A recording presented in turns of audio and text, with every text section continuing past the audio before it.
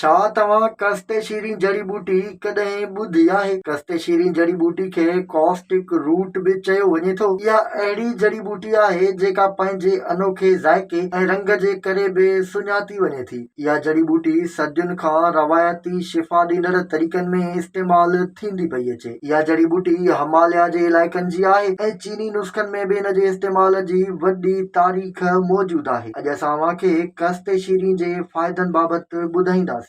कस्तेशीरी खे पेट जे अल्सर जे इलाज वारी दवाउनि में इस्तेमालु कयो वेंदो आहे। सिहत जे नुस्ख़नि जा माहिर चवनि था त इहा पेट जे अल्सर समेत अंदरी सिहत जे लाइ तमामु फ़ाइदेमंद हूंदी आहे। मक़ामी चीनी तिब में कस्तेशीरी खे बुखार घटि करणु, जिस्म जी आकड़, थकावट ऐं बुखार सां जुड़ियल ॿियनि बीमारियुनि खे ख़तमु करण लाइ पिणु इस्तेमालु कयो वञे थो। इन जड़ी बूटीअ में संदनि जे सूर खे ख़तमु करण जूं बि ख़ासियतूं हूंदियूं आहिनि, जॾहिं त इहा सोज जे ख़ात्मे लाइ बि सुठी साबित थी सघे थी।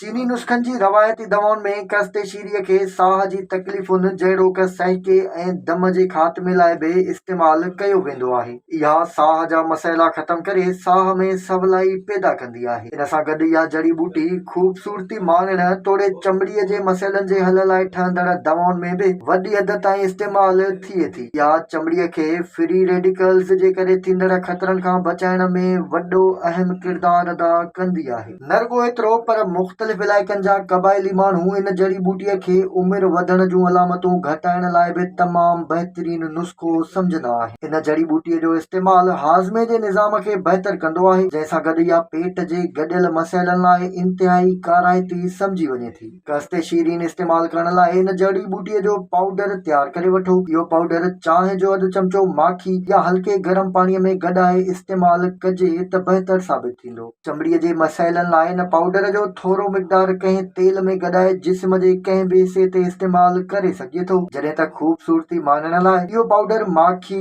ॾही या गुलाब जे पाणीअ में गॾाए चहिरे ते मलण सां थोरे ई ॾींहंनि में चहिरे जी मेराण, कारा दाग़ ऐं धॿा ख़तमु करे सघिजनि था।